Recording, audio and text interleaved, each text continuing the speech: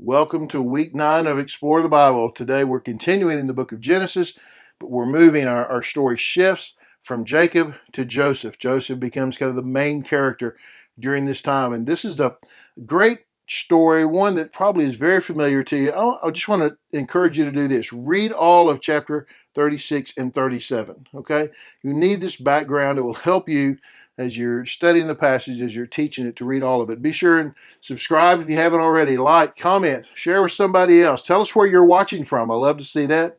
And then if you want to help support us, go to give.exposedtochrist.com. Okay, let's look at Genesis chapter 37. Then Joseph had a dream. When he told it to his brothers, they hated him even more. He said to them, "Listen to this dream I had. There we were, binding sheaves of grain in the field, and suddenly my sheaf stood up, and your sheaves gathered around it and bowed down to my sheaf. Are you really going to reign over us?" His brothers asked him. "Are you really going to rule us?" So they hated him even more because of his dream and what he had said. Okay, Joseph's already gotten the coat of many colors, which caused resentment. His father clearly favored him. He was the son of his favorite wife, so he was favored. Jacob was not. I mean, Jacob, look, he did a lot of good things. He did some bad things. He wasn't a great father. There were some things that he did as a dad you would say, that's not going to go well. And favoring, letting it be obvious to the rest of the family that this is your favorite is not helpful. And that's really what he had done, okay? So then he has this dream. They're sitting at the dinner table, and Joseph tells them about this dream. He just got to tell them about his dream, right? Joseph wasn't exactly the sharpest one when it came to this. His, what they call it, EQ, his emotional quotient, his ability to read the room wasn't great at this point in time, okay? He's the younger brother. And so he tells him, I had this dream where we're binding sheaves, and then my sheaf stood up, and your sheaves gathered around and bowed down to mine. How about that? Well, they knew what this meant. It was obvious to them. They said, so you're going to reign over us? You're going to have power over our lives? Is that what you think? So they hated him even more. They already hated him, right? They hated him because of the coat of many colors. But because of what he said, they hated him even more. Now, his brothers weren't right either. We understand that. We get it, right? It would have been crazy to think they would have reacted differently. But the way they react, just because it was hard to do, didn't mean it was right to do it, to do what they did. That was not the right way to respond, to hate their own brother, but they did. Okay. They saw him in the distance, and before, okay, look, we've just skipped, right? We went from verse 8 to verse 18. They've gone off to take care of the sheep. Joseph got to stay at home with Daddy. Now Dad sends him to take lunch to them, right? So they saw him in the distance, and before he had reached them, they plotted to kill him. Now I want you to think that this was not the first time they had talked about it or thought about it. There's no way, right? They thought about it, but now they're like, we could do it. We've got an opportunity. Sin's that way, right? We rarely jump into deep, horrible sin. We usually ease our way in. We talk about it. We work our way there. We think about it. We mull over it. And we allow our emotions to take over, and suddenly we find ourselves there, but it wasn't sudden. It was a path, right? They said to one another, look, here comes that dream expert, here comes that dreamer. This is like the nickname that they had for him that they used when Dad wasn't around. It's what they called him when Dad wasn't around. He's that dreamer, So now, come on, let's kill him and throw him into one of the pits. We can say that a vicious animal ate him. Then we'll see what becomes of his dreams. Now, I want you to notice there's no specific one named here. This is they. They said this, right? Let's kill him. Then let's make up a story to cover our tracks, because they knew it was wrong. That's why they had to make up a story to cover their tracks. If they thought it was right, they just could have said, yeah, we killed him. What's the big deal? But they knew it was wrong, right? They had to cover it. It's always true. There's a lot to learn about sin in this and how we get in the middle of it. All right. When Reuben heard this, Reuben, he's the older one, he tried to save him from them. He said, let's not take his life. Let's not take his life. Reuben also said to them, don't shed blood.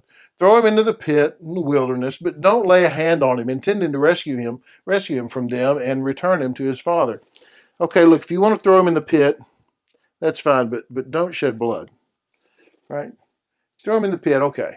But don't kill him. That's what Reuben says. In his mind, he thought, when they move on, I'll pull him out and we'll just go on and say, hey, it just happened, right?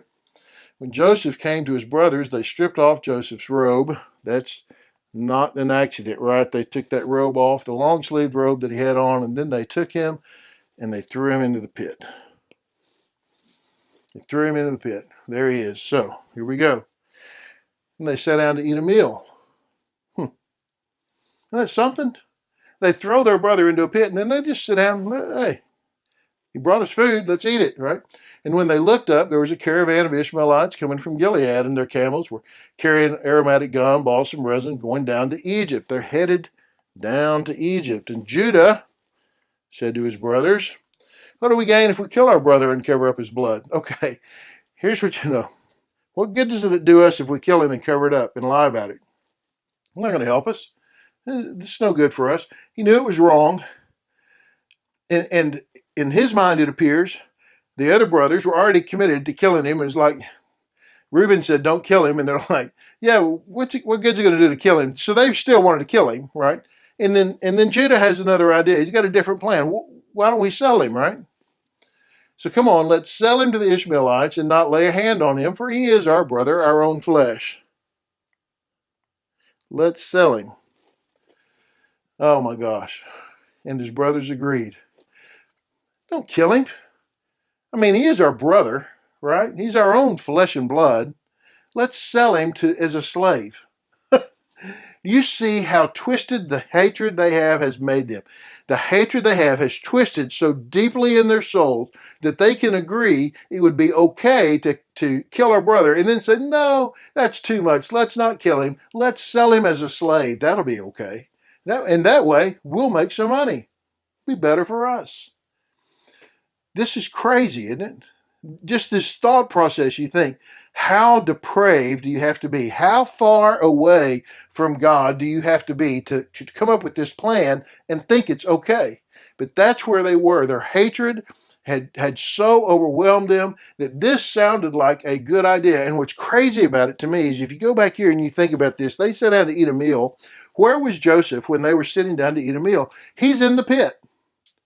Now, what do you think Joseph's saying out of the pit? Do you think Joseph's just, laying there, praying, whatever? I think Joseph's saying, hey, get me out. He's hollering, and his brothers, while their own brother is in a pit screaming for help, are just casually having a meal and having a conversation about what they're going to do with him. This is how depraved they had become.